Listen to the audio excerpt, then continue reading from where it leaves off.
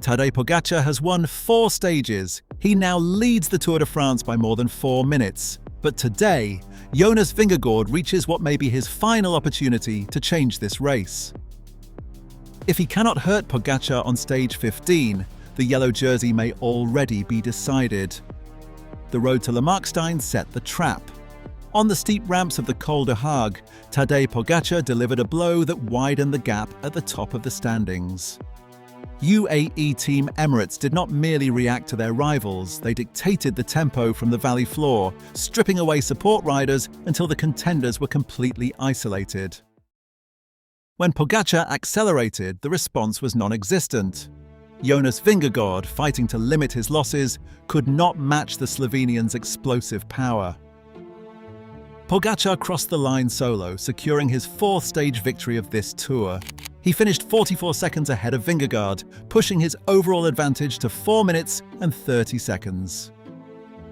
This performance went beyond a simple time gain. By controlling the race on the Col du Hague, UAE Team Emirates demonstrated a collective strength that left Visma Lease a bike searching for answers. For Vingegaard, the defeat was physical, tactical, and immediate. Tadej Pogačar holds the yellow jersey with a commanding 4 minutes and 30 seconds lead over Jonas Vingegaard.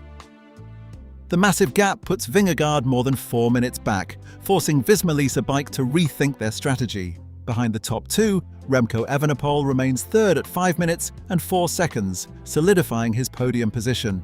The battle for the remaining spots is becoming increasingly competitive, expanding the race beyond a simple head-to-head duel. For riders like Paul Sixus and Juan Ayuso, the objective now is to exploit any tactical vulnerabilities in the stages ahead. Their realistic targets center on podium defense, top 5 survival, and opportunistic stage hunting rather than chasing the yellow jersey. The broader battle behind Pogačar keeps the race highly active, as the lead teams must monitor multiple threats on the roads to Paris. During the post-stage press conference, Tadej Pogačar offered a direct observation on his rival's condition. "I think Jonas is missing a little bit compared to the last few tours." Analytically, this remark carries 3 distinct interpretations. First, it represents pure athletic confidence, justified by Pogačar's current performance. Second, it functions as tactical pressure, designed to test Vingegaard's psychological resolve. Lastly, it could simply be an objective assessment of a rival whose preparation was compromised by a severe spring crash. Either way, it remains a snapshot of form, rather than a guarantee of the final outcome. As the final day of racing before the second rest day, it represents a critical pressure point where 2 weeks of accumulated physical toll will be laid bare. The profile features a series of taxing climbs, but the defining obstacle is the Hors category summit finish. The final road up the Plateau de Solaison rises for 11.3 kilometers at an average gradient of 9%. On these narrow alpine roads, there are no shallow sections to recover or hide. It demands a sustained, high-power output from the very bottom to the finish line. At this point in a Grand Tour, sheer endurance outweighs explosive acceleration. The relentless ramps of Solaison will expose any lingering weakness, forcing the general classification riders to confront the raw limits of their physical reserve before the race pauses in Haute-Savoie. The 4.5-minute deficit forces Visma Lease a bike into a tactical corner.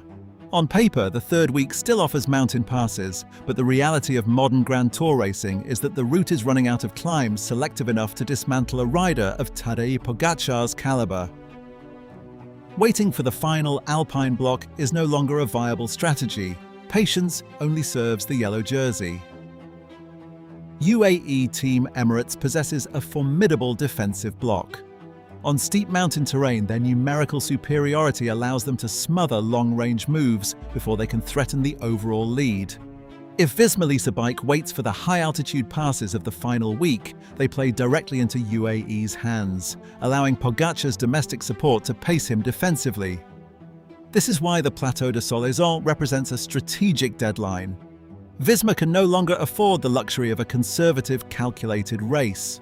To spark a realistic comeback, they must exploit the immediate physical toll of stage 15, forcing a crisis before the rest day. If Vingegaard does not risk everything on these 9% gradients, the remaining road to Paris becomes a procession and the Tour effectively ends here. Visma Lease bike has 3 realistic tactical blueprints on the Plateau de Solaison, each carrying immense risk. The first is the satellite rider play. By placing domestiques into the early breakaway, Visma forces UAE Team Emirates to expend energy chasing, while establishing lifelines for Vingegaard further up the mountain. The second option is a sustained team-wide acceleration on the lower slopes of the climb, aiming to isolate Pogačar early. This controlled, high-tempo defense mirrors Team Sky's dominant pacing strategies from 2015, but it risks burning through Vingegaard's support before the final slopes. The final, high-stakes alternative is a long-range solo attack, reminiscent of Alberto Contador's offensive at Verbier in 2009.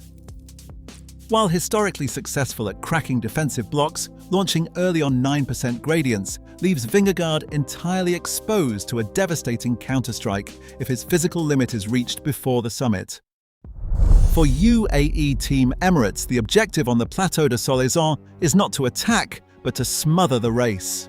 With a 4 minutes and 30 seconds cushion, Tadej Pogačar does not need to gain more time, he only needs to preserve it. UAE's defensive strategy relies on numerical strength. Climbers like Isaac Del Toro can establish a steady, high pace on the lower slopes, neutralizing Vingegaard's options before they materialize. By setting a demanding tempo, the team narrows the field, making long-range moves from rivals highly risky. Responding to attacks rather than launching them allows Pogačar to conserve energy while his domestiques control the road, proving that tactical efficiency is far superior to unnecessary aggression. The Stage 14 official communiqué confirmed strict enforcement of the sticky bottle rule. An Uno X rider received a time penalty and a steep fine before failing to make the time cut, finishing 58 minutes behind the winner. Meanwhile, UAE Team Emirates dismissed questions about tactical friction. When asked why he waited for Isaac Del Toro on the final climb, Tadej Pogačar adjusted the narrative, noting his teammate's strength as a warning to rivals. When pressed on his legacy and comments by Lance Armstrong, Pogačar offered a simple perspective on his current dominance: "I don't ride for records." An objective analysis of the tactical options on the Plateau de Solaison reveals 4 distinct scenarios. First, Visma launches a long-range offensive, placing riders in the early breakaway to act as bridges for Vingegaard, aiming to isolate the yellow jersey before the final slopes. Second, UAE Team Emirates executes a perfect defensive chokehold, using domestiques like Isaac Del Toro to set a relentless pace, neutralizing every move before it starts. Third, a non-threatening breakaway contests the stage victory, while the general classification favourites mark each other closely, keeping the time gaps unchanged. Fourth, Tadej Pogačar waits for the final steep kilometres of Solaison to launch a devastating counterstrike, further extending his overall lead before the rest day. The question isn't just who wears yellow in Paris, but whether anyone can break Tadej Pogačar's era of dominance. If Vingegaard's final shot fails, Grand Tour racing faces a highly predictable future.